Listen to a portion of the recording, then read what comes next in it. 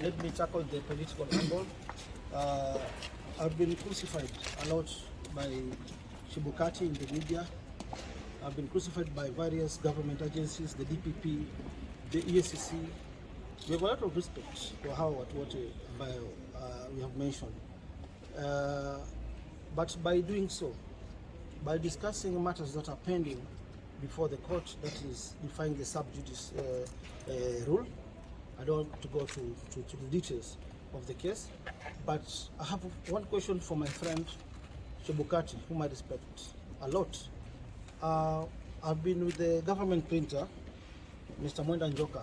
I was in his office a few hours ago, and I want to retrieve some gazette notices, two of them.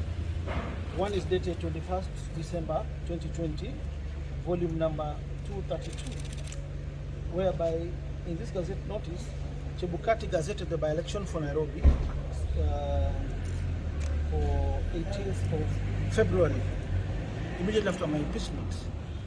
The only question I have for Chebukati, now let's forget about Weluke, the conviction of Weluke. My only question to Chebukati, he issued another gazette notice 5 days after gazetting the Nairobi by-election on the 4th of January 2021, gazette notice number 1. In this gazette notice, Chebukati gazetted all the aspirants for Nairobi by-election. He gazetted the aspirants for primaries, that is the nominations for Jubilee, on page 4 of this gazette notice. No, page 5. Page 5, no, page 4, where he gazetted all aspirants. Agnes Kagure, Benis Kariuki, Betty Adhiambo, Alex Kipkorir, Habib Kongo, yeah, to vie for primaries so that they can participate in the by-elections. Then if you go to page 6 of Chebukati's gazettement, page 6, you can see there is Babayao, Ferdinand Waititu, ID number 4307917, who was cleared and gazetted to vie for Nairobi gubernatorial by-election. Yeah, and we all know Waititu was also impeached, just like Sonko. Now I want to ask Chebukati, do we have law for Waititu, law for Sonko, law for Weluke? Where are we heading to as a nation? Why do we apply the Constitution of Kenya selectively? This is the main question which I'm asking. I don't want to go to the merits and the details of the case. My lawyers have dealt with that. Thank you very much. The Constitution of Kenya empowers me to vie anywhere in the country. In any county I can go and vie. I am not Alikiba or Katrina to be barred from vying. So I can vie in any county, any position, Senate, Governor, MP. So that is the point I'm being my political enemies. Let us be friends, because after 9th of August, tutaendelea kuwa marafiki. This is a friendly match. Yeah, there is no political enmity in politics. Tukuwa na peaceful elections. Tuache shuki ndogo ndogo. Thank you. We are happy to inform before the state that the bench assigned this duty by the Honorable Chief Justice has just discharged interim orders that were issued ex parte, restraining the IEBC, or rather obstructing Honorable Mike Sonko from presenting his nomination papers to the IEBC tomorrow. Those orders have been discharged, and the court has actually gone further and stated that it cannot, it has bestowed on it by the statute and constitution. In short, under Article 88.4 of the Constitution and Section 74 of the Elections Act 2011, only IEBC has a mandate to deal with questions of nomination. So the import of the order is that Honorable Sonko will proceed to Mombasa before the County Returning Officer Mombasa, present his nomination papers.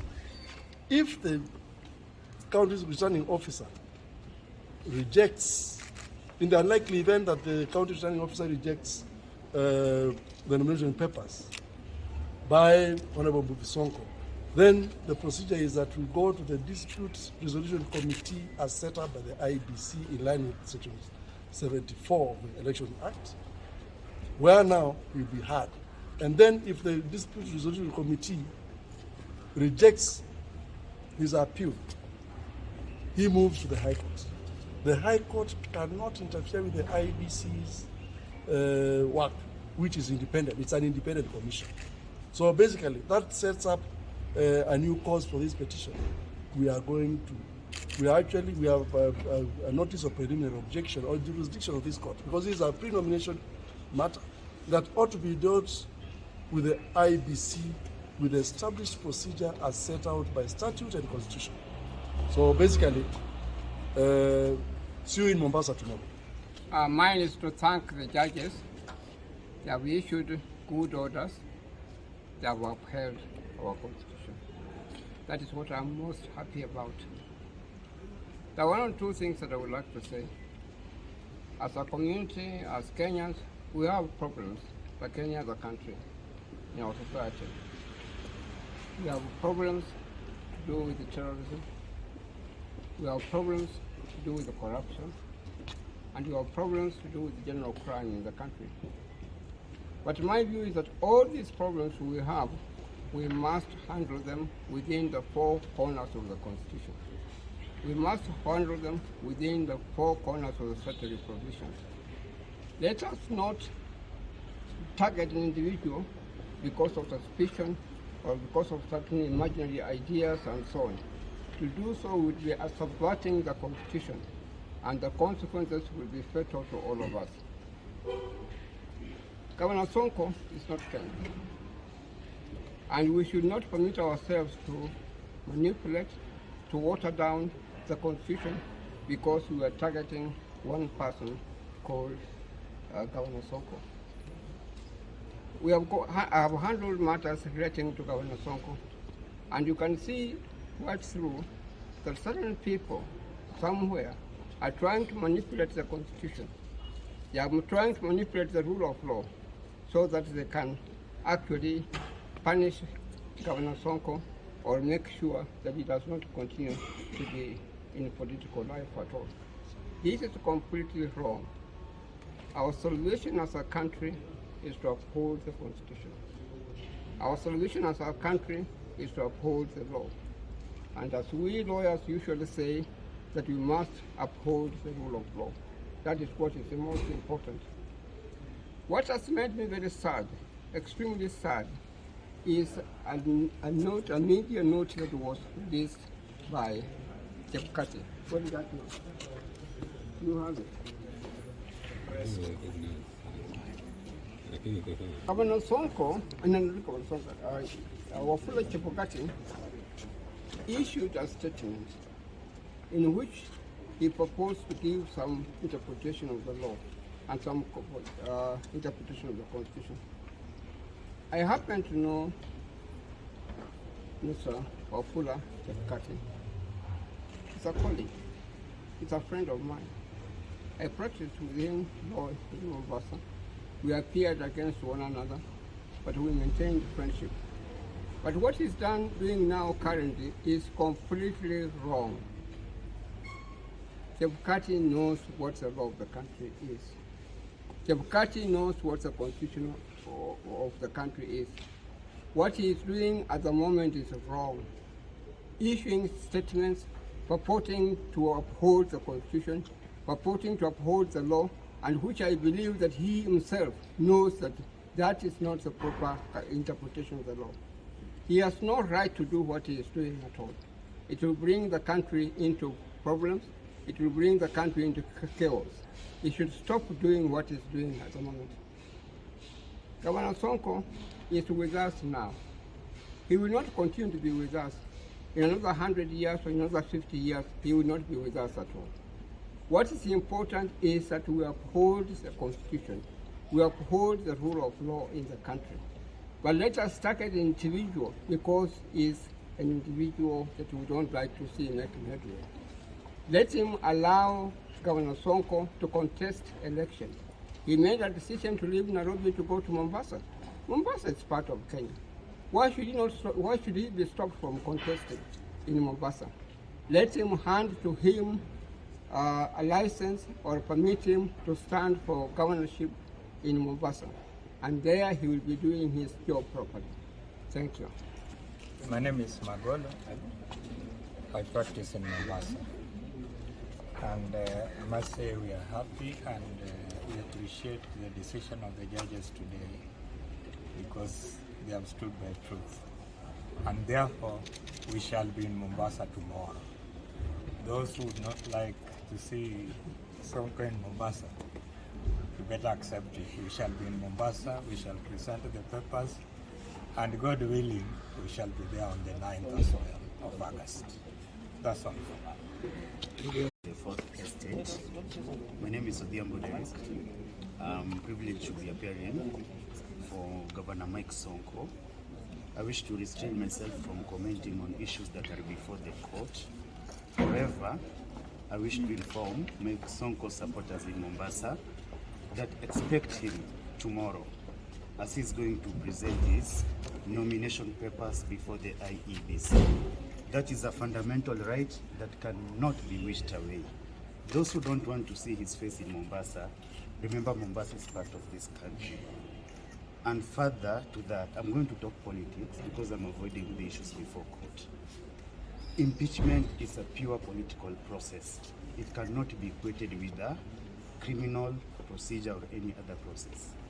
This, as far as we are concerned, Mike has not been impeached. It is a process that is still ongoing. People should hold their horses until you are done with the matter that is before the Supreme Court. I wish everybody all the best. Expect Governor Mike Sonko tomorrow in Mombasa before the IEBC. Thank you so much. Thank you very much. I think my lawyers have covered everything. Let me tackle the political angle. I've been crucified a lot by Chebukati in the media. I've been crucified by various government agencies, the DPP, the EACC. We have a lot of respect for what we have mentioned. But by doing so, by discussing matters that are pending before the court, that is defying the sub judice rule, I don't want to go to the details of the case, but I have one question for my friend Chebukati, whom I respect a lot. I've been with the government printer, Mr. Mwenda Njoka.